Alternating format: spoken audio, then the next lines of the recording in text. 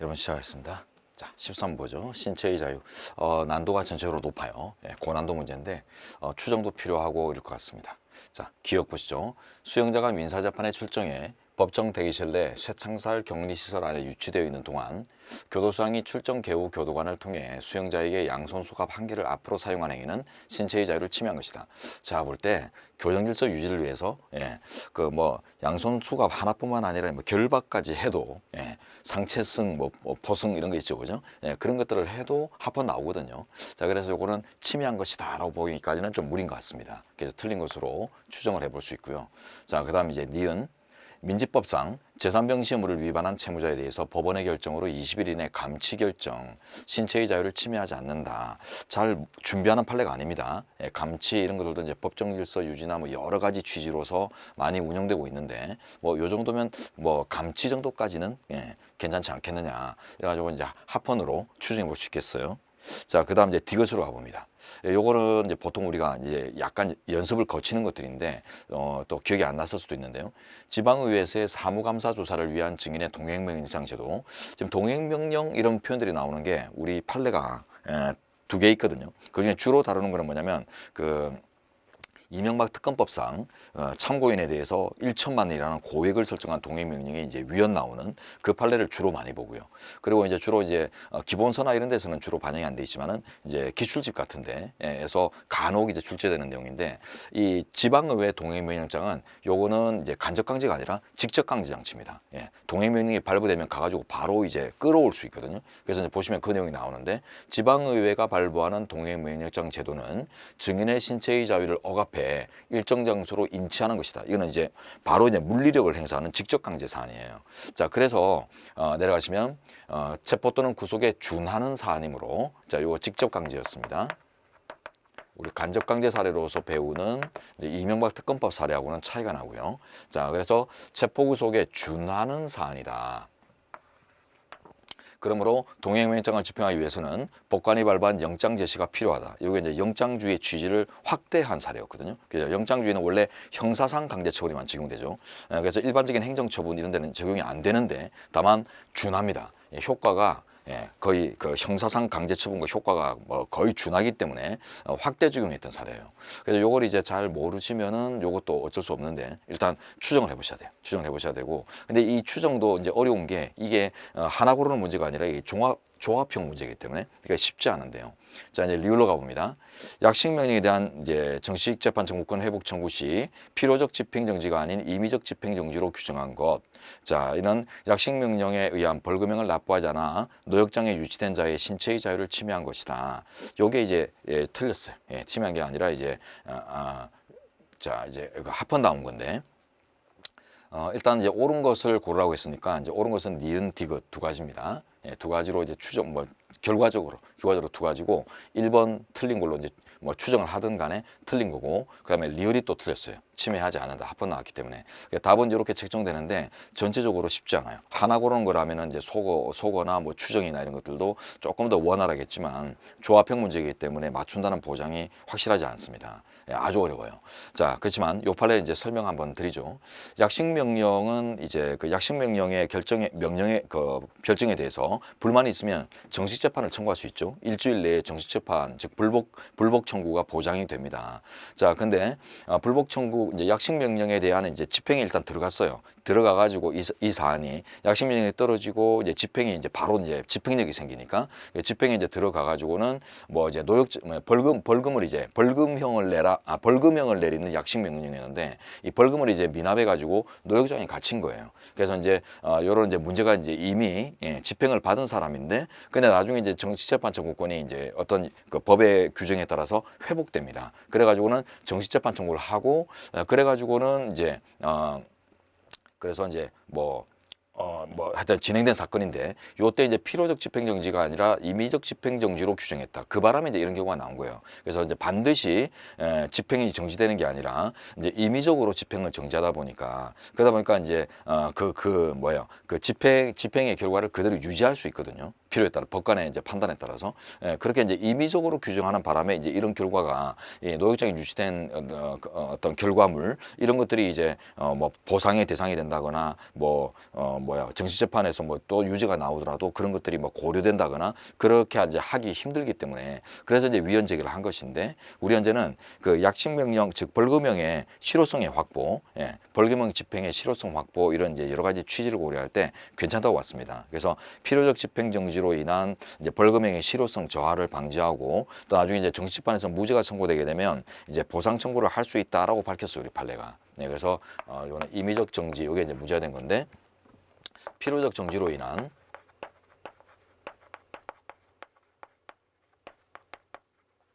자, 벌금형 집행의 형벌 집행의 그 실효성 저해.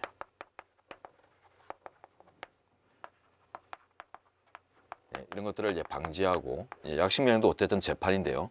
그 재판의 실효성을 얘기하는 거죠. 저하를 방지하고 거기다가 이제 정식 재판을 통해서 이제 다시 다루었을 때 결론이 바뀔 수도 있는데 약식명령에서는 유죄가 떨어졌지만은 벌금형, 그러나 정식 재판에서는 무죄가 나올 수도 있잖아요. 그렇지만 그때는 이제 무죄 선고 시에는 형사보상 이런 것들이 이제 허용된다. 이런 전체 취지에서 좋다고 본 사례거든요.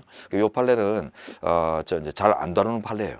기본소나 문제나 좀 반영도 처음 되는 판례 같거든요. 그래서 이제 요거는 여러분들이 쉽지 않은 문제다. 그래서 13번은 틀릴 가능성이 높지만은 틀려도 모두에게 다 비슷한 조건이라 그렇게 영향력이 있지는 않을 거다 결과문으로 이렇게 이제 한번 위로해 봅니다. 자, 넘어갈게요. 13번 맞추셨으면 대단하신 거예요. 대단하신 건데 일단 틀려도 이게 실력이 부족하다 이게 아니라 실력을 갖고도 틀릴 수밖에 없게 만들어 놓은 문제니까 너무 이제 억울하지 않으셔도 될 것 같습니다. 다른데 맞출 수 있는 것들을 실수 없이 맞추면 충분히 합격하는데 지장 없다고 생각해요. 자, 14번 문제로 가보겠습니다. 이중처벌금지인데 이런 것들을 이제 맞춰야 돼요. 이런 것들은 이런 것들을 틀리면은 이제 아쉬워지는 거예요.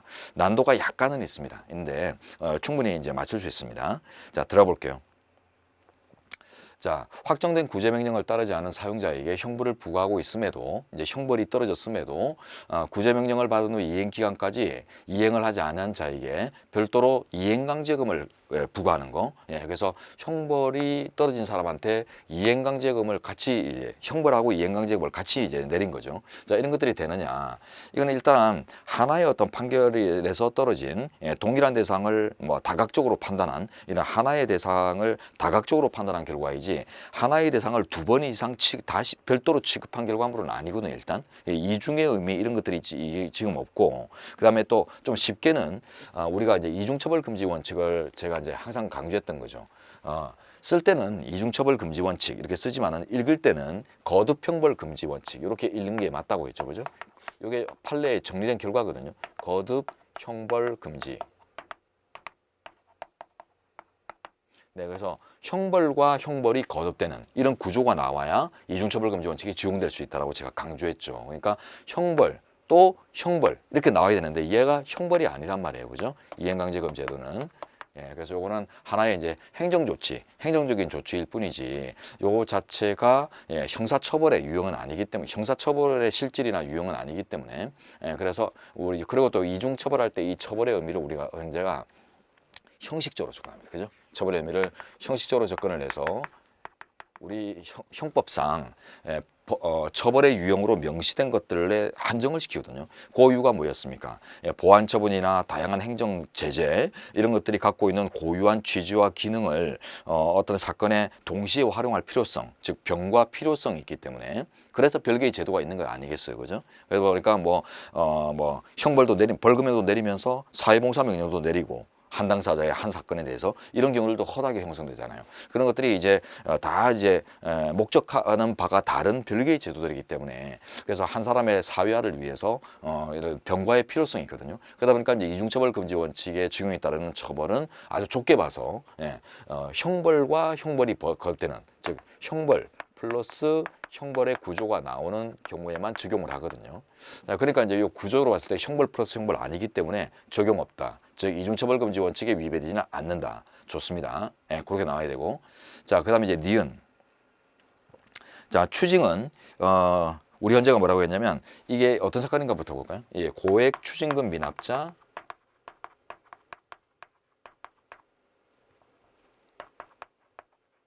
출국 금지 사례거든요. 자, 요거 합헌 나왔는데 출국 금지는 위헌이 거의 안 나오죠. 출국 금지는 뭐 거의 합헌인데 일단 결론적으로 추정해 볼 수도 있어요. 예, 잘 몰라도 추징제도 추징이 아니라 출국 금지. 요게 이제 중간에 이제 보이면은 출국 금지는 뭐 형사재판 계속 중에 있는 사람의 출국 금지, 고액 추징금 미납자 출국 금지 등 대표적인 사례들이 다 합헌으로 봤단 말이에요. 그러니까 위배된다 이런 결론들이 틀렸을 것이다 이렇게 추정해 볼 수 있고요. 또 이 판례를 이제 분석적으로 가면은 우리 현재가 이 추징 제도 자체는 일종의 형벌이 맞다고 봤어요. 일종의 형벌에 해당하는 게 맞습니다. 그러니까 요 부분은 괜찮아요. 일종의 형벌. 네. 실질적인 형벌. 형사법 하셔서 아시죠, 그죠? 그래서 몰수의 대안이죠. 몰수형의 대안이기 때문에 대체 수단이기 때문에 실적으로 이제 일종의 형벌의 기능, 성격을 갖게 됩니다. 자, 그렇지만 이 출국금지 처분 이 자체는 형사처분이 아니라 행정처분에 불과하다고 했어요. 행정처분에 불과하다. 네. 그래서 뭐 형사재판 계속 중 당사자의 출국 금지 뭐 이런 것들도 있고 뭐 어떤 형벌을 받은 사람과 관련된 것들 주로 이제 출국 금지가 오면 형사 절차에 계류됐거나 형사 처분을 받은 사람들의 어떤 집행의 실효성 이런 것들을 위해 집행력의 확보 이런 것들을 위해서 주로 출국 금지가 설정되다 보니까 그러다 보니까 이게 형사 처분이 아닌가 이렇게 이제 고민할 수 있는데 우리 현재가 정확해 이거는 이 자체는 출입국 관리법에서 규율하는 행정 처분이다 출입국 관리 행정이다 이렇게 봤거든요. 그러다 보니까 요거는 형벌이 거듭되는 어떤 구조와 성립이 안 돼요. 그래서 출국금지 처분 자체는 이 자체는 행정조치, 행정제재 라고 봤기 때문에 형벌 플러스 형벌, 거듭 형벌이 문제되는 경우가 아니라 이중처벌금지 원칙에 위반이 없다고 봤고 그리고 전체적으로 합헌 나온 사례예요. 그래서 합헌이란 요 결론을 사안을 아셔서 요거 대입이 가능했다면 쉽게 추정해 볼 수 있고 아니면 논리적으로 접근하자면 출국금지가 형사처분은 아닌 것 같은데 이런 식으로 또 가볼 수도 있습니다. 자, 그러나 좀 쉽지 않죠. 적극적으로 준비 안 돼 있으면 우리가 적극적으로는 보통 이제 요 정도 결론 숙지 중심으로 이제 준비를 하지 이렇게 이제 깊숙한 논거까지는 잘 안 되다 보기 때문에 이 지문이 이제 아주 어려운 거죠. 자, 이제 D급 가보겠습니다. 보호관찰이나 사회봉사 또는 수강을 조건으로 집행유예를 선고받은 자의 집행유예가 취소되는 경우에 그러면 이제 본형이 부활이 되죠. 유예형이 그 기간을 조용하게 잘 지내지 않으면 다 이제 본형이 예정돼 있던 본형이 부활되는 거죠. 자, 근데 그 부활될 때 그 사회봉사 등의 의무를 이행하는지 이런 것들을 고려하지 않습니다. 원래 책정됐던 본형을 바로 집행을 들어가죠. 그러다 보니까 이제 사회봉사 열심히 하다가 좀 적당히 하다가 문제가 돼가지고 결국 이제 본형이 부활돼 버렸다. 근데 그러면 어쨌든 사회봉사하고 이런 것들을 본형의 어떤 그 집행 과정에서 고려를 해줘야 되는 거 아니냐. 요것도 이제 하나의 쟁점이에요. 뭐 여러 쟁점이 다뤄졌지만 하나의 쟁점이었거든요. 근데 우리 현재가 이 본형이 그냥 그대로 부활해서 집행에 들어간 것들을 합헌으로 봤고요. 그래서 이것도 취소 집행유예 취소 시 부활되는 본형 이 책은 여기까지 하는데 유예형 취소 시 실효 또는 취소되는 경우들 있죠, 그죠? 취소 시 자, 부활되는 본형 그대로 집행합니다. 요거 우리가 언제가 이제 합헌으로 보는데 그 이유는 유예형과 이 본형은 이미 한 덩어리 그죠? 조건이잖아, 그죠? 그래서 유예 기간을 잘 지내면 본형을 집행 안 하고 유예 기간을 잘 지내지 못하면 본형이 원래대로 책정됐던 본형이 집행된다. 서로 조건을 이루는 예정된 장치이기 때문에 그래서 이제 요거는 이미 유예형 선고 당시에 예정된 장치로서 한 덩어리예요. 한 덩어리이기 때문에 운명 공동체입니다. 그렇기 때문에 이거는 하나의 형을 2번 이상 다루어 가지고 별도로 어떤 형벌을 책정하는 이런 문제하고는 전혀 상관이 없죠. 그래서 이중처벌금지 원칙에 적용이 없고 결과적으로 이제 그 유예형의 실효성 확보를 위한 장치다 해가지고는 합헌 나왔단 말이에요. 그래서 뭐 합헌이란 결론을 알든지 뭐 예정된 장치로서 이중처벌금지 원칙에 적용이 없다는 걸 알든지 두 가지를 아셔야 풀 수 있는데 보통 우리 이 지문은 적극적으로 준비합니다, 그죠? 적극적으로 이제 연구하고 준비하는 것들이라 풀 수 있을 것 같아요. 자, 그다음 리을 가봅니다. 자, 이미 3회 이상의 음주운전으로 면허 취소 처벌을 받은 사람이 신규 면허를 취득한 후에 음주운전으로 한 번만 적발되어도 이미 처벌받은 3회의 음주운전 전력의 근거에 운전면허를 재차 취소한다. 지금 운전면허 취소다. 면허 취소. 이거 다 둘 다 형벌이 아니죠, 그죠? 예, 면허 취소 제도 이런 것들은 다 형벌이 아닙니다. 그래서 이거는 어디를 봐도 거듭 형벌 금지 원칙에 적용 구조가 없어요. 그래서 이중처벌 금지 원칙의 위배는 없다라고 이제 결론이 나거든요. 자, 어쨌든 요 문제도 풀 수는 있어요. 풀어낼 수는 있는데 풀어내기 위해서는 많은 어떤 논리들의 적용 과정, 복잡한 적용 과정들이 좀 필요하고 이걸 이제 짧은 시간 내에 이제 실수 없이 해낼 수 있는가 이런 것들은 제가 이제 장담할 수 있는 부분은 아닌 것 같습니다.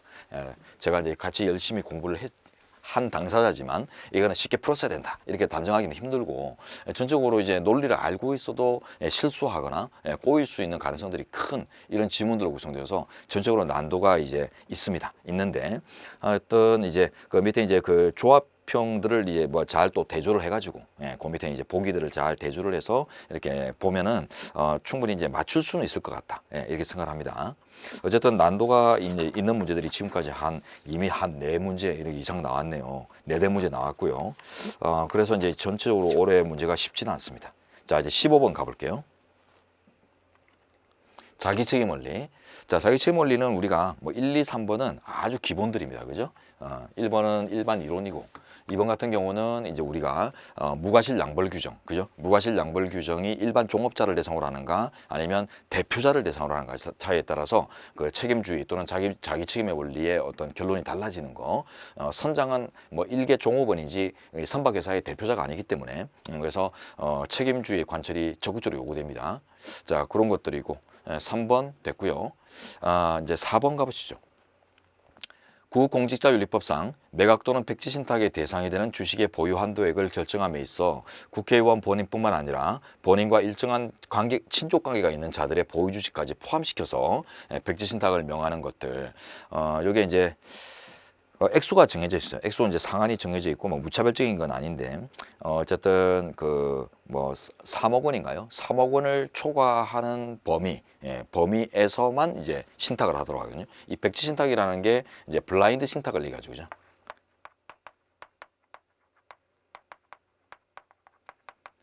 예전에 그 조국 전 장관이 크게 문제가 됐던 게 청문회 같은 데서 문제가 됐던 게 이 블라인드 신탁 문제잖아요. 그래서 공직자윤리법에서 모든 공직자, 기본적으로 모든 공직자에게 일정한 액수를 초과하는 주식을 보유하면 그 뭐 초과분을 내가 어떻게 운영해야 될지를 모르는 상태로 안막을 쳐놓은 상태로 신탁을 하게 돼 있어요. 근데 이게 이제 그때 들여다본 정황이 뭐 서로 이제 그죠? 돌아가는 거 뭐 그 정보 교환하고 이런 이제 정황들이 이제 좀 드러나면서 문제가 됐었는데 이 이제 블라인드 신탁 이런 것들은 이제 공무원들의 연결성을 확보하기 위해서 필요한 장치가 맞겠습니다. 그래서 요거 합헌 나왔어요.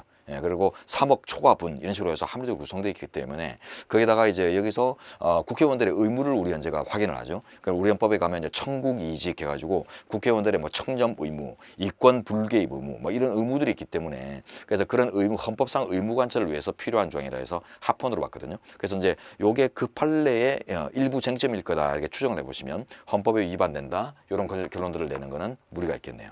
자, 그 중에 이제 일부 쟁점입니다. 자, 됐고 그 다음에 이제 16번 가보죠. 거주 이전의 사유.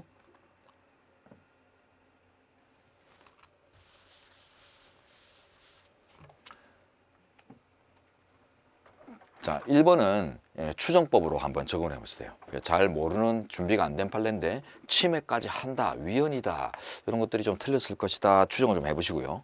자, 그 다음에 2번 가보죠. 법무장관으로 하여금 거짓이나 그 밖의 부정한 방법으로 귀화 허가를 받은 자에 대해 허가를 취소할 수 있도록 하면서 취소권의 행사 기한을 전혀 두지 않았다. 문제가 될 수는 있지만은 침해하지 아니한다. 좋네요. 자, 우리 이거 어떤 겁니까? 귀화 허가 이런 거 나오고 보니까 국적법 판례네요. 국적법 판례는 부계혈통주의 관련된 거하고 그다음에 얼마 전에 그 복수국적자인데 그것도 이제 외국에서 평생을 살아온 뭐 대한민국의 실정을 전혀 모르는 이런 이제 복수국적자에 대해서 그 병역 준비역에 편입된 날로부터 3개월 내만 그 이탈을 할 수 있는 기회를 주고 이행하지 않으면 우리나라 군대 갔다 와서만 할 수 있는 그런 이제 규율들이 위헌 나왔죠. 네, 그래서 국적법 판례는 위헌이 거의 없다라는 판례 경향 요것만 아셔도 풀 수 있죠. 국적법 판례는 위헌이 거의 없다. 아까도 나왔었죠. 이렇게 푸는 것들이. 네, 그 이유는 국적법에 관한 국적에 관한 규율은 우리 헌법에서 국적법정주의 우리 헌법 2조에 있죠. 2조에 가면은 이제 국적법정주의라고 해서 국민의 신분에 관한 자격에 관한 사항은 법률로 정한다. 이런 이제 규정들이 존재하기 때문에 이런 이제 다양한 풍부한 입법 형성권을 존중해서 판단하다 보면 위헌이 거의 형성이 안 된단 말이에요. 그러나 얘가 부계혈통주의, 아버지 계열의 혈통만 기준으로 삼아서 선천적인 국적 취득 부여를 하는 것들은 남녀 평등주의에 반합니다. 자, 그리고 이제 관련 조항들 위헌으로 판단되었고요. 자, 그럼 두 번째가 이제 최근에 우리가 준비 많이 하는 거죠. 병역 준비역에 편입된 복수 국적자 만 18세에 달하여 병역 준비역에 편입된 복수 국적자에 대해 국적 이탈을 아주 어렵게 해놓은 거, 국적 이탈의 제한.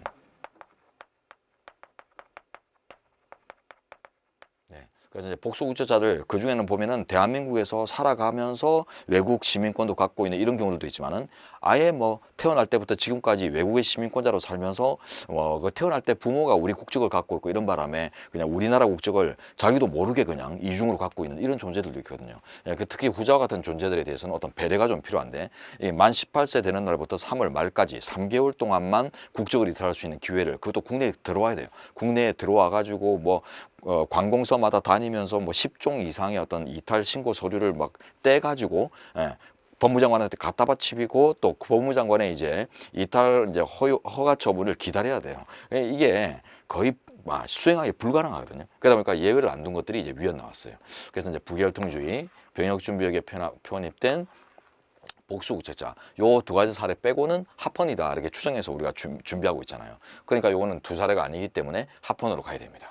답 낼 수 있고요, 바로. 자, 그 다음 이제, 요거는 이제 최신 판례죠. 그 병역주, 보시면은, 보죠. 특별한 경우 아니면은, 27세까지만 징집 연기가 가능하다는 점을 고려해 병역준비역에 대해서 27세를 초과하지 않는 범위 내에서만 단기 국외 여행을 허가한다. 만 18세 이제 병역준비역에 들게 되면 그때부터 나이가 이제 뭐 27세 이렇게 초과하지 않는 범위 안에서 뭐 이건 됐어요. 일반적으로 이제 18세 병역준비역이 되면은 이제 단기 국외 여행을 허가제로 운영을 하거든요. 병역준비역에 대해서. 요거는 만약에 이제 이런 제도가 없으면 어떻게 됐어요? 이런 제도가 없으면 만 18세 병역준비에 들어왔다 그러면 그때부터 고민이 생기죠. 예전에는 뭐 군대 가니 이런 고민이 없던 남성이 갑자기 이제 나 이제 군대 가야 되네, 병역자원으로 지금 관리 대상이 되었네, 이렇게 이제 인식이 들면 그때부터 징집을 면하기 위해서 어떤 수단들을 기회주의적인 수단을 이렇게 고려할 가능성들이 생겨나거든요. 근데 그때 보면은 뭐 이제 중장기 국외 여행 같은 것들은 이미 여러 가지 어떤 그 허가에 준하는 이런 그 어떤 절차들이 있어요. 엄격해요. 그래서 뭐 오랫동안 이제 국외에 나간다 이런 것들은 사유도 특정돼 있고 이렇게 절차가 다 이제 이미 있거든요. 근데 이제 예전에는 보면 단기 국외 여행 이런 것들은 절차가 거의 없거든요. 우리 단기 국외 여행 쉽게 하면 우리가 뭐 홈쇼핑에 뭐 이렇게 리모컨 돌리다 보니까 아주 싼 여행 상품 떴다, 오케이 해가지고는 찍어가지고 다음날 바로 그냥 비행기 타고 일본 갔다 오고 이런 것들을 얘기하는 거예요. 그러니까 이런 단기 국외 여행은 일반적으로 일상적으로 존재하는 여행이다 보니까 이게 허가 절차가 일반적으로 어울리진 않거든요. 허가가 없죠. 그래서 우리 국민 누구나 원하면 언제든 홈쇼핑에서 좋은 상품 나오면 바로 일본으로 바로 떠날 수 있습니다. 근데 이게 병역 준비역 만 18세 돼가지고 이제 병역 그 대장에 올라가 버리면 그때부터는 이제 허가를 받아야 되는. 그 이유가 단기 국외 여행이 이제 그 절차가 약화돼 있다 보니까, 통제 절차가 약하다 보니까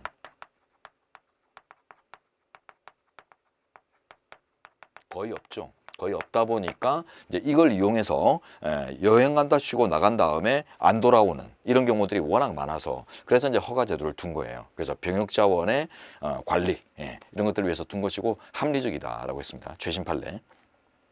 자, 그리고 이제 이륜차, 요것도 우리가 연습은 하는 부분인데, 그죠? 오토바이 고속도로 달리면은 칼치기 하고 오빠 달려 하면서 이제 엄청난 그 무리를 만들어내겠죠.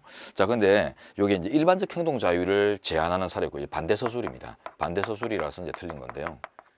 일반적 행동 자유를 제한할 뿐이지 거주인의 자유 이런 것들이 제한이 안 됐던 사례예요. 예, 그래서 완전히 반대로 됐는데 보통 이제 일반적 행동 자유는 그 행복 추구권으로 발생되는 권리로서 보충성 원칙이 적용되다 보니까 다른 개별 기본권이 상정되면 심사를 안 하거든요. 심사 대상이 안 돼요.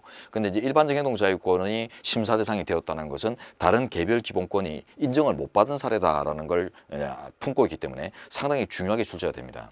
이 거주지 제한 문제는 없어요, 그죠? 예, 그래서 고속도로를 타야지만 내가 원하는 목표로 갈 수 있는 건 아니고 국도니 뭐니 다양한 길들이 많기 때문에 그래서 거주 이제 넓은 의미의 이주의 자유, 이동의 자유 이런 것들을 제한하는 측면은 없다고 봤습니다. 없고 다양한 어떤 대안의 길들이 있기 때문에 그런데 이제 자기가 원하는 대로 행동할 자유를 제한할 뿐이다. 이렇게 나누는데 요런 것들이 두 줄짜리 단순한 문제지만 상당히 이제 논리적인 분석을 요구하는 이제 지문이기 때문에 쉬운 지문은 아닙니다. 하여튼 문제들은 요거는 준비해서 가는 거고 준비해서 가야 되는 거고 요거는 모르지만 추정을 해봐야 되는 거고 요거는 좀 어렵고 그렇지만 2번을 정확하게 아신다면 답을 낼 수 있어야 되는 이런 이제 문제가 되는데 2번은 우리가 충분히 준비하는 부분이기 때문에 그래서 전체적으로 16번 문제는 풀기 어렵지 않다. 좀 준비가 되신 분들은 저와 같이 공부하신 분들은 쉽게 풀었겠다 이렇게 이제 생각하는 문제입니다. 자, 이제 17번으로 가보죠. 직업의 자유.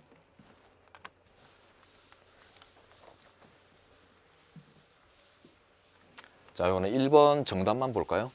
안경사 면허를 가진 자연인에게만 안경업소에 개설을 할 수 있도록 하는 거 맨 뒤로 가보시면 직업의 자유를 침해한다. 이제 법인 안경 법인 이런 것들을 이제 인정하지 않으려고 하는 거죠, 그죠? 자연에게만 인정하니까. 자, 그래서 이제 요것도 이제 우리 약국법인 금지하는 이런 지위들 보면은 그 금지 지위가 보면 이제 약의 오남용 유발 요소 법인체로서 이제 아주 거창하게 조직력을 가지고 운영하다 보면 그 운영비 같은 것들이 자본금이나 운영비가 많이 필요할 거 아니에요. 그러다 보니까 이제 약 파는데 경쟁하는데 집중을 해가지고 결국 이제 국민들의 약의 오남용을 불러올 수 있다 여러 가지 논거로 이제 금지를 했었는데 그 비슷한 취지입니다. 그래서 안경이란 것이 눈 건강에 참 중요한 건데 눈 건강이 엄청나게 중요한 이제 의미를 가지는 건데 이걸 이제 너무 이제 방대한 조직 형태로 운영하다 보면 출혈 경쟁이 나오고 문제가 될 거다. 그래서 이제 그 질서를 유지하고 국민들의 눈 건강을 보호하기 위해서 이제 자연인들만 안경업소를 개설할 수 있도록 둔 건데요. 이거 합헌 나왔다고 했죠, 그죠? 약국법인은 위헌 나왔는데 안경법인, 안경사법인, 안경업소 법인, 요거는 이제 합헌 나왔는데 그 눈 건강을 엄청 강조했어요. 눈 건강.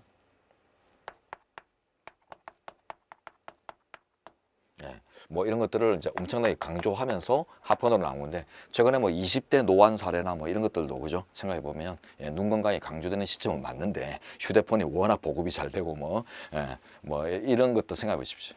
근데 어쨌든 간에 요게 제대로 들어가 보면요. 원래 이제 합헌 의견이 소수였어요. 위헌 의견이 그 약국법인 금지 사건에서 이제 위헌 결정이 나와 있는데 그 약국법인 금지 취지를 그대로 쓰는 위헌 의견이 5인입니다. 그래서 안경사들로만 구성된 법인까지 금지할 이유는 없을 것 같다. 이런 입법 취지 하에서도 출혈 경쟁을 방지하고 무절제한 안경업소 운영을 이제 방지할 필요성이 있다 하더라도 안경사 면허를 가진 자연인들만으로 구성된 이런 이제 어떤 직업의식이 투철한 사람들만으로 구성된 안경법인까지 금지하는 것들은 좀 과하다.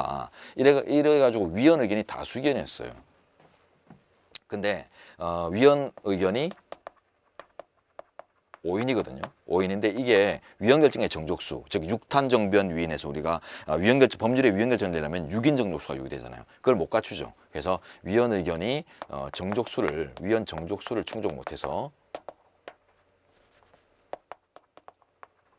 그래서 이제 4인의 의견이 합헌 의견이었는데 그 소수 의견이 법정 의견이 된 거예요. 그래서 이제 합헌 결정이 나왔던 사례입니다. 자, 좀 특별한데 이걸 모르셔도 하여튼 눈 건강이 특별히 강조되는 시대이다. 이래가지고 이제 시대 정신을 가지고 암기를 하셨으면은 무난하게 풀 수 있고요. 자, 그 다음에 뭐 직업 개념이니 뭐 이런 것들은 뭐 단계 이론 이런 것들 여러분이 쉽게 볼 수 있겠습니다. 요거 2번은 이제 추정으로 한번 접근해 볼 수 있고, 그래서 1번을 정확히 몰라도 여러분들이 이제 추정하고 2번 추정하고 3번, 4번은 논리적으로 이제 풀 수 있고, 이러면 이제 1번을 답으로 책정할 수 있는 문제네요. 자, 그 다음 18번으로 가보죠. 사생활의 비밀 자유.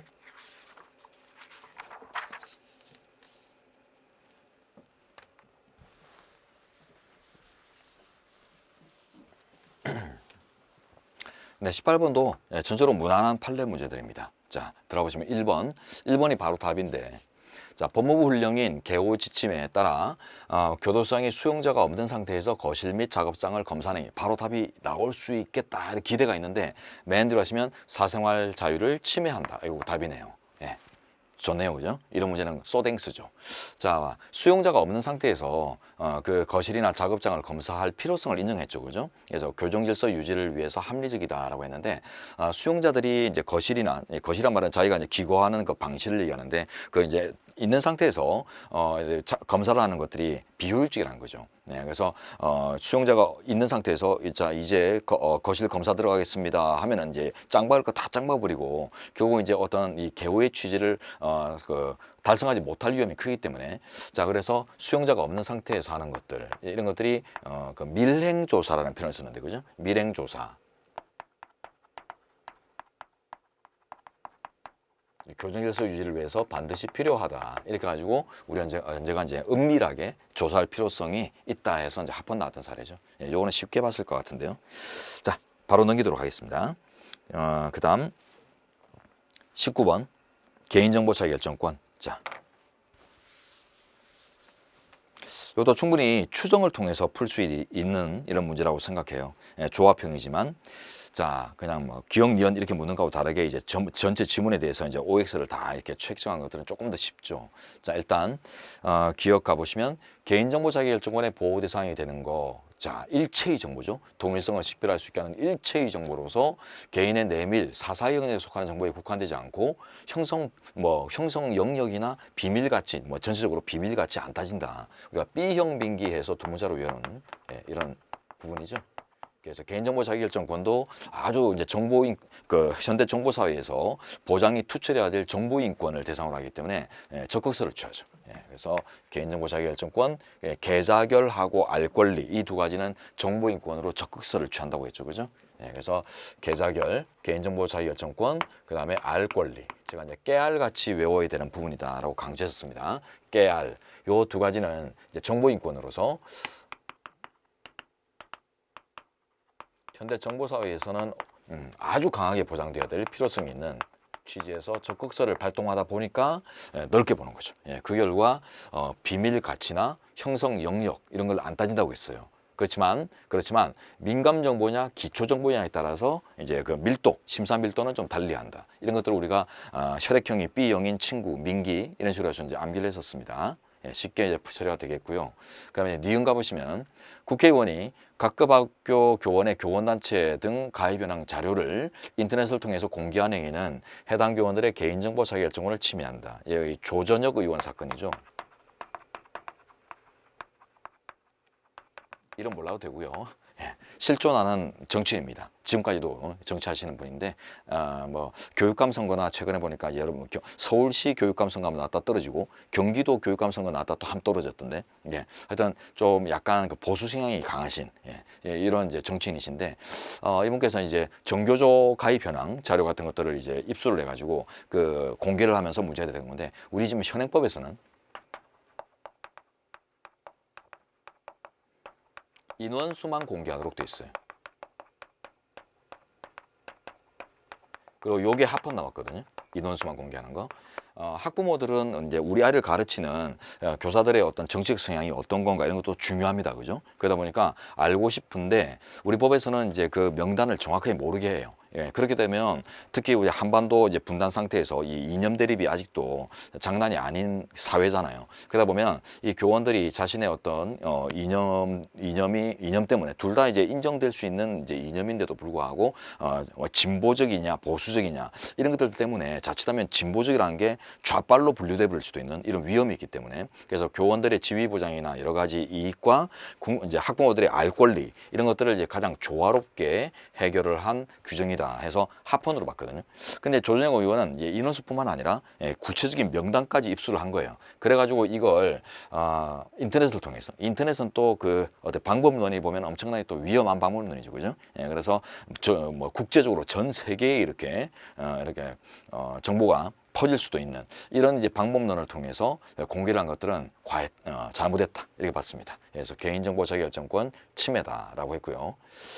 자, 그다음 이제 디귿 거짓이나 그 밖에 부정한 방법으로 보조금을 교부받거나 유용한 어린이집 운영자들에 대해서 처우하는 것들이죠. 예.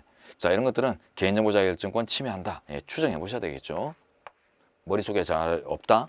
그러면 침해 아닌 것 같은데 확실한 거 아니면 그죠? 침해 아닌 것 같은데 그리고 또 상식적으로 한번 접근해 보시면 최근에 이제 어린이집에 뭐 CCTV 규제나 뭐 여러 가지 규제들이 다 합헌 나오는 지금 추세거든요. 그렇기 때문에 어린이집이 이제 운영이 항상 보면 좀 문제 유발을 많이 하죠, 그죠? 학대부터 시작해 가지고 그 국가 지원금 이런 것들을 부당하게 집행하고 이런 것들 때문에 뭐 여러 가지 뭐 에듀파인 적용 사건부터 해가지고 CCTV 설치까지 다양하게 합헌 나오고 있으니까 그런 추세에서 이제 위헌으로 나온 게 기억이 없다. 충분히 추정이 가능할 것 같아요. 자, 이제 리을 가봅니다. 아동 청소년에 대한 강제추행죄로 유죄 판결이 확정된 자를 신상정보 등록 대상자로 규정하고 관할 서장에게 신상정보를 제출하도록 하며 그 신상정보가 변경될 경우에 그 내용을 제출하도록 하는 거. 우리가 이제 그 변동신고 조항 이런 것들이 이제 위헌 나온 사례 하나가 있어요. 그게 어떤 거냐면 보안관찰 처분 대상자 사건이죠. 그래서 보안관찰 처분 대상자의 출소 후 신고 조항은 합헌인데 그 이후 무기한의 변동신고 조항은 위헌 나왔단 말이에요. 근데 요거는 그 사례가 아닙니다. 그죠? 그 사례가 아니고 강제추행범 사례거든요. 보안관찰 대상자 사례가 아니라 강제추행범 사례인데 요것도 여러분들이 보기 힘들 거예요. 기본서든 뭐 문제든 이런 데서. 왜냐하면 뭐 당연한 내용 같아서 보통 이렇게 우리가 다루지 않거든요. 그래서 이 정도 성폭력 범죄, 그것도 아주 어린애들 성폭력 범죄자 이런 애들한테 이런 이제 규제들은 신상 공개 제도나 신상 등록 제도의 기본적인 취지입니다. 신상 뭐 등록만 할 때도 있고 공개까지 이루어지는 경우도 있는데 어쨌든 넓은 의미의 신상 등록 제도 또는 공개 제도의 당연한 이제 요소들이에요. 본질 요소들이기 때문에 괜찮은데 그럼에도 불구하고 이제 보안관찰 처분 대상자 사건에서 변동신고 조항이 이제 위헌이 나온 이유는 기한이 없었기 때문에 무기한이었어요. 그래서 평생에 걸쳐서 거의 기한 없이 변동신고를 하게 하는 그게 너무 과하다 해가지고 위헌 나왔고 그 정도 무기한적인 요소나 그런 거 없으면은 나머지 사례들에서는 다 합헌 나왔거든요. 그 사례가 특이한 거예요. 그래서 이거는 이제 본질 요소이기 때문에 문제가 없고 그 외에 나머지 이제 무기한이다 뭐 이런 요소들을 안 갖고 있는 사례이기 때문에 뭐 주지도 않았고요. 그래서 이제 이것도 이제 추정해 볼 수 있습니다. 침해하지 않는다. 그래서 이제 추정을 좀 하셔서 이렇게 이제 풀어나갈 수 있는 문제인 것 같습니다. 이런 것들도 이제 실수하기 쉽죠. 자, 이제 20번으로 가겠습니다. 통신의 자유.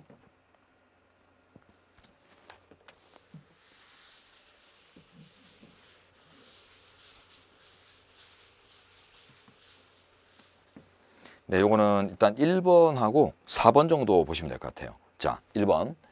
법원 등 관계기관이 수용자에게 보낸 문서를 교도소장이 열람한 행위. 자, 맨 뒤로 가시면은 침해하지 아니한다. 이거는 한마디 딱 먼저 결론부터 제시하면 서실검열은 원칙적으로 합헌입니다. 서신검열 제도 자체는 위헌으로 보지 않아요. 그렇기 때문에 이 정도의 검열은 괜찮아요. 서신검열 제도 자체는 합헌. 근데 이제 무봉함 서신 제출 뭐 이런 것들 나오면 이제 위헌 나오거든요.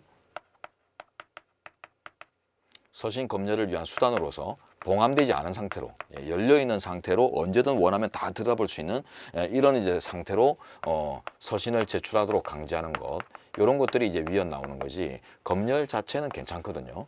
그래서 이제 요거는 그런 내용들이 없죠. 그래서 이제 합헌으로 이제 추정해 볼 수 있고요.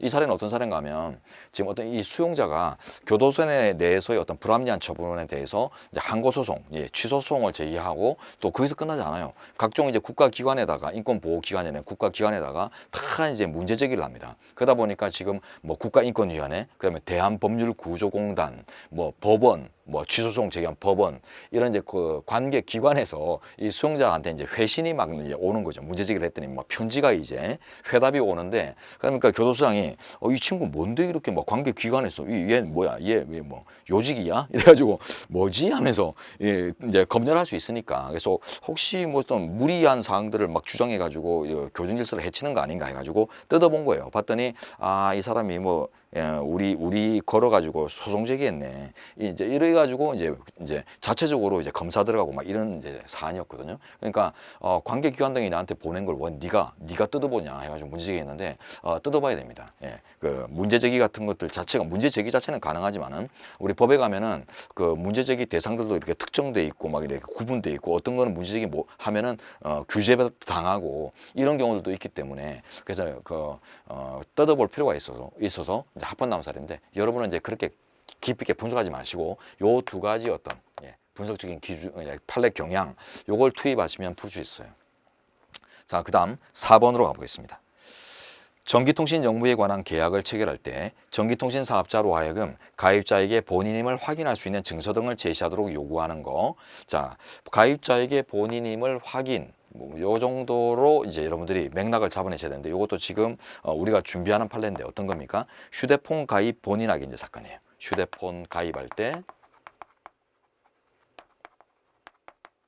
본인 확인제. 네, 합헌 나왔죠, 당연히.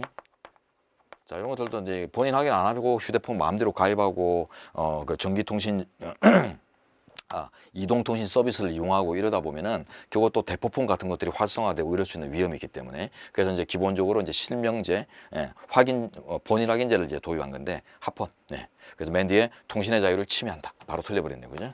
예. 그래서 이제 문맥이 우리 이동통신 서비스 가입 또는 휴대폰 가입 본인 확인제 합헌 결정이다. 요것만 찾아낼 수 있으면 문제는 쉽게 보이는데, 네, 여러분 역량에 맡겨야죠. 자, 21번 문제로 가겠습니다. 양심의 자유. 네, 요것도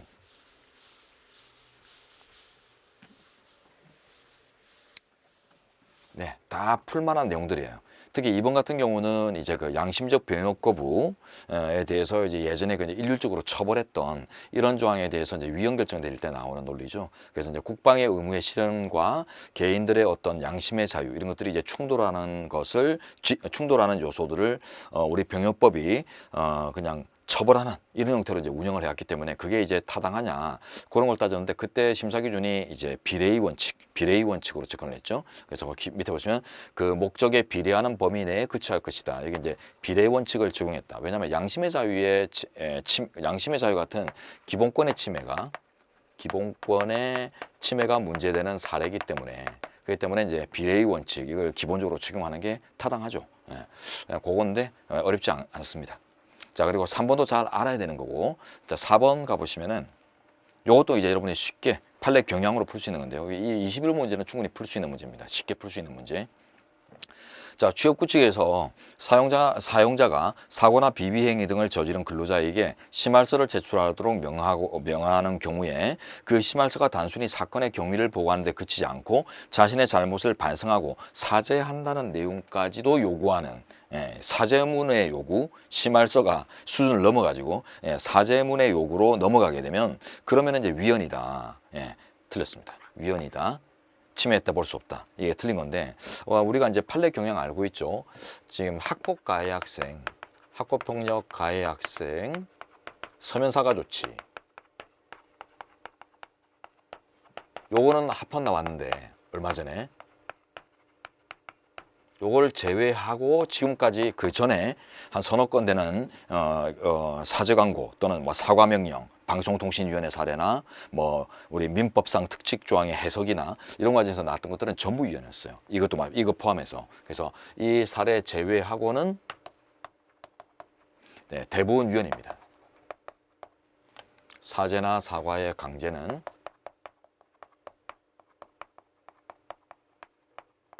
다 위헌 나왔어요.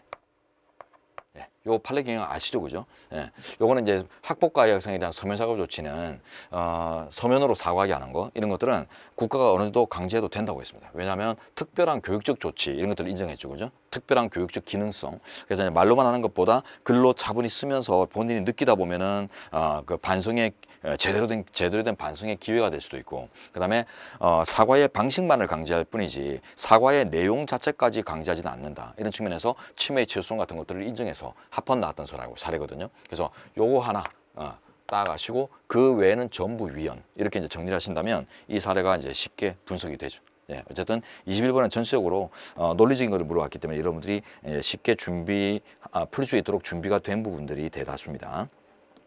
자, 그 다음 문제로 가볼까요? 22번.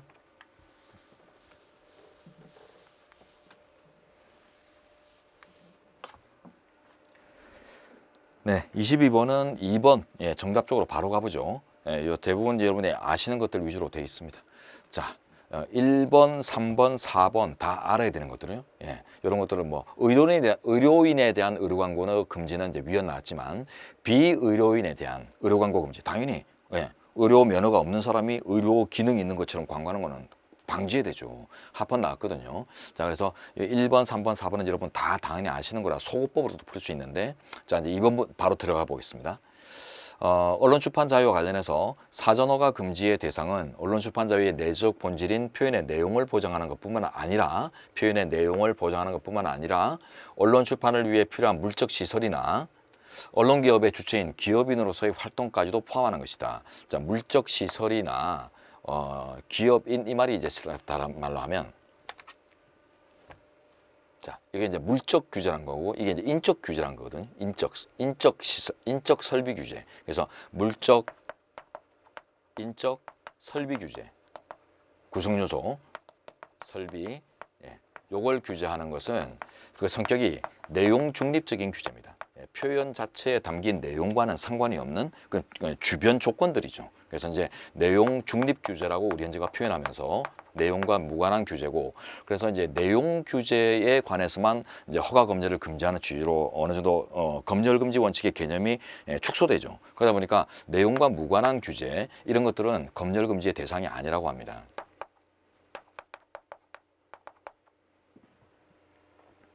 검열에 들지 않는다. 네, 그 논리 묻고 있어요. 이거는 이제 판례 뭐 암기형이 아니라 논리를 이렇게 이제 물어본 거니까 충분히 이제 갖고 있는 논리를 하면 대조 또는 대입을 차분하게 하셨으면 쉽게 볼 수 있어요. 그래서 특히 뭐 요 부분이 좀 헷갈릴 수 있는데 물적 시설, 그다음에 인적 설비를 얘기합니다. 언론 기업의 이제 인적 구성원 규제하는 거. 그래서 물적이든 인적이든 하여튼 이제 어떤 뭐 시설이나 설비나 넓은 의미의 이제 인적 물적 설비 갖추어야 될 요소들 이런 것들을 이제 규제하는 것들은 표현 내용 자체가 뭐 내용이 뭐 민주주의에 반하는 내용을 담았으니 뭐 검열할 필요가 세상에 나가지 못한다 뭐 이런 식의 통제하고는 전혀 성격이 다르기 때문에 검열의 대상이 검열 개념에 드는 규제가 아니라고 했죠. 자, 그 다음 23번으로 가겠습니다. 알 권리.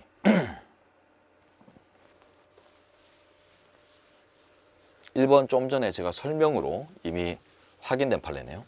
자, 1. 교원의 개인정보 공개를 금지하고 있는 관련법 조항은 학부모들의 알 권리를 침해하지 않는다.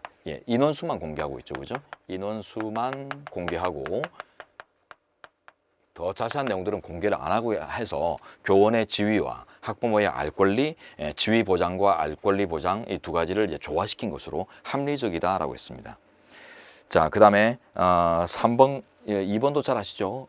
음란이라는 음란물 출판사 등록 취소와 관련해서 음란은 개념이 특정될 수 있지만 저속물 출판사 등록 취소와 관련해서는 저속이란 개념이 불명확해서 위헌이다라고 했던 거.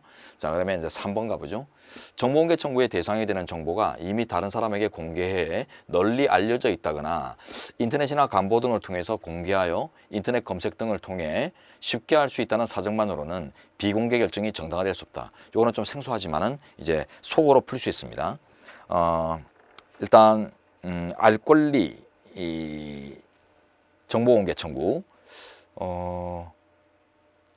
하여튼 뭐 그런 문제입니다. 예, 그런 문제인데 정보공개 청구권의 이제 보장을 위해서 정보공개법이 만들어져 있죠. 자, 근데 거기서 비공개 결정 사유들이 있는데요. 이게 어쨌든 뭐 본인이 스스로 조금 이제 투자만 하면은 충분히 이제 스스로 알 수 있는 정보니까 굳이 저희한테 요구하지 마세요. 이런 것들이 되겠느냐 했을 때 안 된다는 겁니다. 어쨌든 공공기관이 이제 보유하는 정보로서 개인이 충분히 이제 열람하고 알만한 필요가 있는 정보라면은, 그렇다면 뭐 인터넷 가보시면 널려 있어요 이런 거 가지고 항변이 안 된다는 거예요. 비공개를 공개하지 않을 항변이 될 수 없다는 것입니다. 그래서 이제 정보공개 청구 이런 것들을 아주 적극적으로 보장하는 취지가 결부되어 있는 판례죠. 그래서 비공개 결정의 정당화 사유 뭐 이런 것들의 이제 의미를 밝혔는데, 우리 이제 알 권리의 핵심적인 내용이 이제 정보공개 청구권이잖아요. 그래서 알 권리의 정보공개 청구권. 알 권리 자체가 적극적으로 보장되는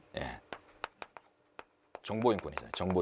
정보인권으로서 적극적으로 보장되는데, 이 알 권리 안에서도 정보공개 청구권은 더더구나 또 적극적으로 보장되거든요. 그러다 보니까 이제 이렇게 비공개 사유를 그런 식으로까지 보면 안 된다. 이런 결정이 나오는 게 논리적입니다.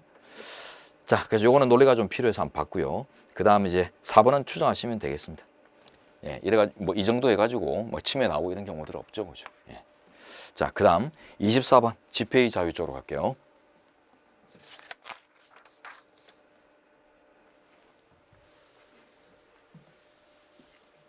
네, 요것도 답만 보죠. 2번. 쉽죠? 최신 판례 문제입니다. 국회의장 공관. 예전에 뭐 국회 대통령 관저, 바로 직전에 나왔던 게 대통령 관저 100m 집회 금지 위헌 나왔고, 그 다음에 이제 가장 최근에 나온 게 국회의장 공관 100m 금지. 이게 또 똑같은 취지로 위헌 나오는데 일률적으로 금지해서 위헌이에요, 그죠? 여러분 그 선행 판례들이 보면 이제 논리가 똑같거든요. 그래서 뭐 주요 청사나 주요 저택 인근에 100m 내 집회 시위를 이제 일률적으로 금지한 것에 대해서 예외적으로 보장할 정도의 어떤 가치가 있는 집회들을 인정할 수 있죠, 그죠? 소규모 집회라거나 뭐 휴일에 이루어진다거나 뭐 여러 가지 이유로 그 공간의 기능을 방해할 어떤 실질이 없는 이런 이제 집회들은 보장을 하는 게 맞는데, 기본권 보장의 이념을 이제 역행했다 해가지고 헌법 불합치 나온단 말이에요. 그래서 맨 뒤에 가시면 침해하지 않는다, 합헌이다, 그게 틀렸네요. 이거 헌법 불합치 나온 사례죠. 헌법 불합치. 제도 자체는 좋아요. 제도 자체는 괜찮은데 구성 내용이 너무 일률적이니까 고쳐 쓰세요 이러면서 이제 위헌 나오죠. 자, 그 다음 25번 문제로 가겠습니다. 자, 재산권으로 보장받을 수 있는 것들, 긍정되는 것들을 골라라. 자, 이거 개수 문제죠. 개수 문제란 자체로 지금 부담스럽습니다. 그 자체로 또 난도가 있습니다. 그런데 이제 한번 차분히 한번 보죠. 기억.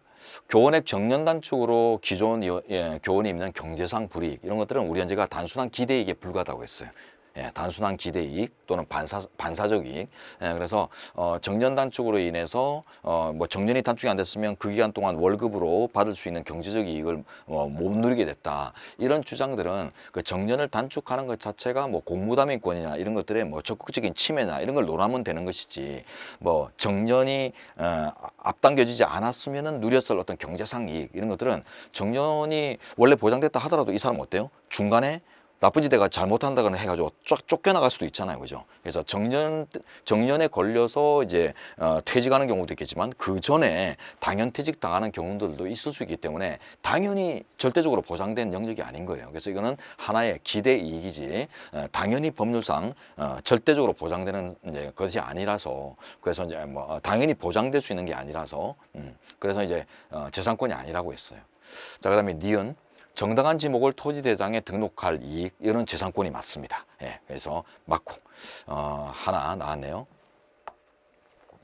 정당한 지목을 대장에 등록한다, 이런 것들은 어떤 의미가 있을까요? 지금 이제 원래는 대지예요, 대지. 그리고 여러분 이제 보세요. 뭐 산, 임야, 임야죠, 그죠? 임야. 뭐 그다음에 이제 뭐 밭, 논. 그 전답이라고 하죠, 그죠? 전답. 그 다음에 대지. 이런 식으로 지금 이제 지목들이 나눠져 있는데요. 그런데 이제 대장에 만약에 임야, 전답 이런 것들로 올라가 있는 것보다 이 대지로 올라가 있으면 이게 가치가 훨씬 더 높아요. 그죠? 예, 그래서 재산 가치가 사회적으로 높게 평가되거든요. 그런 이제 높게 재산 가치를 평가받을 이익이 생긴단 말이에요.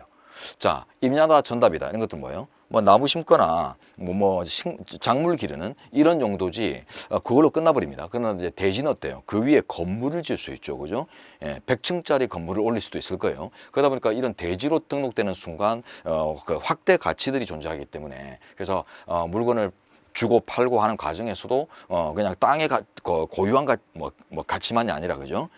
뭐 몇 평이냐 이런 가치를 넘어가지고 그 이제 건물을 지을 수 있는 이런 잠정적인 가치까지 고려해서 거래의 대상이 될 수 있습니다. 즉 재산권의 가치가 증대한다는 거예요. 그러다 보니까 정당한 지목으로 등록할 수 있는 이런 기회 보장은 재산권의 보장의 대상이 된다라고 봤던 게 우리 판례고요. 자, 그다음에 공무원들의 퇴직연금 수급권 이런 것들은 당연히 공법상 권리의 재산권 요건을 충족하는 것이죠, 그죠? 사기, 기법 이런 요건들을 충족을 해서 개인의 재산권이 된다고 했습니다. 자, 그다음 리을 우편법상 우편물의 지연 배달에 따른 지연, 채무 이행지체, 채무 불이행의 한 유형으로 뭐 이행지체 이런 것들이 민법에 있는데 그래서 뭐 지연 배달에 따르는 뭐 대표적으로 민법상이나 뭐 하여튼 이런 이제 채무 불이행에 따른 손해배상 청구권, 손해배상 청구 자체가 재산권이에요, 그죠? 재산상 손해 이런 것들을 이제 회복하는 이런 내용이기 때문에 재산권하고 관련이 당연히 있죠. 그리고 이제 이 정도로 설명 끝내겠습니다. 그래서 요거까지 좋아요. 자, 근데 마지막 미음 의료급여법상 의료급여수급권. 아, 요것 때문에 헷갈릴 수 있네. 요것 때문에. 요게 이제 맞다 치면은 4개고. 예. 근데 이게 이제 틀렸다 치면 그런데 지금 잘 보시면 틀렸다 치면 이제 3개인데. 자, 의료급여법상 의료급여수급권 요거는 잘 보십시오. 의료보험수급권하고 제가 구분을 잘 해야 된다라고 정리를 해드렸죠. 자, 의료보험수급권. 요거는 재산권입니다. 요건 재산권이 맞는데 네, 요것도 이제 공법상 권리, 재산권 요건, 사기기법 이런 걸 다 충족하기 때문에 재산권의 범위에 들어요. 근데 이거는 보험이에요. 범위란 말은 뭐죠? 대표적으로 자기기여가 존재한단 말이죠. 사기기법 할 때 아주 중요한 요소인 자기기여, 이게 이제 존재하죠. 매달 보험료 내니까. 자, 그래서 재산권으로 이제 인정받을 수 있는데 의료급여수급권 요거는 기초급여, 기초생계급여의 한 내용입니다. 그래서 그 사회부조라고 하는 그 생계급여, 국민기초생활보장법의 생계급여의 한 내용이거든요. 그러다 보니까 이 뭐죠? 사회부조는 자기 기여가 없잖아요. 자기 기여 없이 자기가 어떤 뭐 노력이나 투자를 하는 게 아니라 그냥 일방적으로 주어지는 국가에 의해서 이런 지원이기 때문에 이런 것들은 이제 공법상 관리되는 권리인데 그 상당한 자기 기여 이런 재산권으로 전환될 수 있는 요건들을 못 갖추기 때문에 아니라고 했습니다. 그래서 의료급여수급권, 의료보험수급권 이런 식으로 해서 일단 암기를 하셔야 된다고 했죠. 그런 것들이 떠오르셨으면 충분히 이제 풀 수 있지 않았을까 생각해 봅니다. 자, 그다음 26번 선거에 관한 설명으로 가보죠.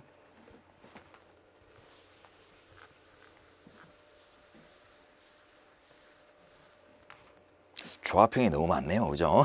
개수도 나왔는데도 조합형도 예전에는 이제 이런 것들이 들었어요. 그래서 형사법 쪽에서는 예전부터 뭐 개수형 문제도 뭐 여러 개씩 나오고 이래가지고 참 불만이 있었는데 헌법은 개수형 문제 거의 없다가 어느 순간 개수형들이 좀 들어가면서 이제 개수형은 다른 과목보다는 적게 나와요. 적게 나오는데 이 조합형은 꽤 많이 이렇게 형성되는데 이 조합형 어쩔 수 없습니다. 이 조합형은 따로 연습할 수 있는 이런 것들이 아니거든요. 우리가 모의고사 때도 제가 이제 뭐 실전 동형 이럴 때는 이제 조합형 문제도 막 출제해 드리는데 그게 결국은 이 지문을 정확하게 알아야 되는 뭐 그런 이제 결과인 거지 뭐 이 조합형을 연습하는 개수형 문제, 조합형 문제 이런 것들이 특별한 연습 방식이 있는 건 아니거든요. 그래서 이제 개별 지문들을 정확하게 이제 알 수 있어야 되는 좀 부담감 이런 것들이 이제 다인데 어쨌든 기억 한번 보죠. 이거 어렵습니다. 대통령 및 국회의원의 선거권 연령은 헌법에 18세 이상으로 명문화되어 있다. 지금 현재 18세로 이제 하향 조정되고 통합 적용된 건 맞는데 이게 헌법이 아니에요. 헌법이 아니라 공직선거법에서 규율하고 있고, 우리 헌법에는 이런 세세한 규율들이 없습니다. 선거 연령 규율이 없고요. 대통령 피선거 연령 규율만 있습니다. 우리 헌법은 대통령, 아주 우리 대한민국에서 중요한 대통령의 피선거 연령 40세. 요것만 명시를 하고 있고, 그 외에는 아예 규정이 없어요. 국회의원에 관해서도 국회의원 피선거 연령도 없고, 그 다음에 국회의원 피선거 연령 이런 거 없고요. 그 다음에 또 선거 연령이 없어요. 선거 연령이. 그래서 이제 요거는 법률의 규정. 자, 그 다음 이제 하나 볼게, 리을로 가볼까요? 리을. 자, 임기 만료에 의한 국회의원 선거의 선거일은 그 임기 만료 전 60일 이후 첫 번째 수요일이다. 출제 포인트가 여기에요. 출제 포인트. 자, 60일 이런 건 출제 포인트가 아닙니다. 자, 그래서 임기 만료에 의해 자연스럽게 이제 국회가 교체되는 이런 이제 선거일을 선거일이 그 요일이 다 수요일입니다. 모든 선거가 이제 공직선거에서 수요일로 이제 만들어지는데, 이게 그 뭔 출제 포인트냐? 그냥 기계적인 거 아니냐 하시지만 의도가 있었거든요. 재정 의도가. 보면 이제 한 주를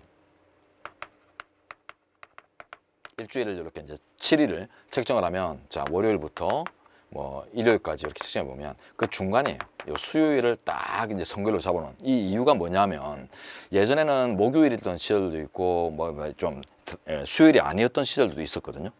근데 그랬더니 불합리한 게 나오는 거예요. 자, 보세요. 뭐 한 화요일쯤 한다, 혹은 목요일쯤 한다, 이렇게 하면 어떻게 되겠어요? 목요일 날 선거일이라고 쉬는 날이네. 그러면 토요일 날, 일요일 날 어차피 쉬니까 휴가 가자. 선거를 안 치르고 뭐 일본이나 이런 가까운 데 휴가 가버려요. 또 화요일 같은 경우도 마찬가지. 화요일이라고 그러면 월요일 날이나 수요일 날 이렇게 이제 연차 한번 내면은 또 2박 3일짜리 또 휴가를 엄청나게 휴가를 많이 떠나버렸어요. 그러다 보니까 이제 수요일 하면은 조금 고민되거든요. 연차를 며칠이나 내야 되는 건 좀 부담스러운데, 저번에도 썼는데, 이래가지고 이제 선거에 참여할 가능성이 있거든요. 그래서 선거 참여 가능성, 다른 말로 하면 이제 휴가 떠날 수 있는 위험을 최소화하기 위해서 이제 수요일로 뒀기 때문에 요게 이제 출제 포인트다라고 볼 수 있고, 60일 이런 거는 의미 없습니다. 자, 그래서 저 정도만 여러분들이 좀 떠올랐으면 좋겠는데, 기본수에는 있지만은 우리가 연습을 많이 하는 부분들이 아니기 때문에 이 리얼 지문들이 어려울 수 있어요. 특히나 이렇게 하여튼 기억하고 리얼이 어려운데, 여러분들이 그냥 좀 감이 좀 좋아야 될 것 같아요. 이런 문제를 맞추다 치면은. 그래서 이 문제도 아주 고난도 문제입니다. 고난도. 자, 그다음 27번으로 가죠. 공무담임권. 지금 난도 있는 문제가 지금 한 5개 이상 나왔고, 그 중에서도 또 높은 난도, 고난도가 지금 2개 가까이 나온 것 같은데, 2~3개 나온 것 같은데, 아직도 더 있습니다. 자, 보시면 27번 볼게요. 여긴 아니고요.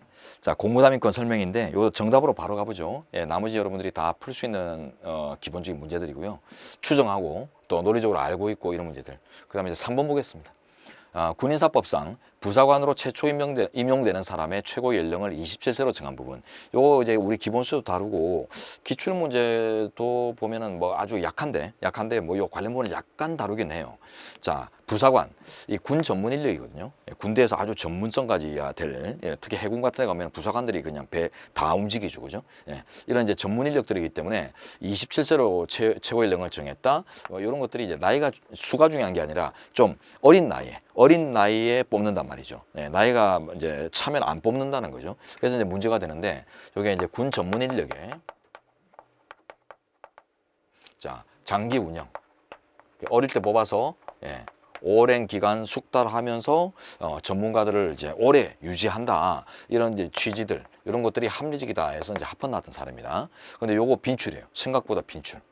그래서 이제 기술집에서 분명히 보셨어요. 요 정도만 보시고, 그 다음에 이제 28번 이후는 좀 쉬었다 진행하겠습니다.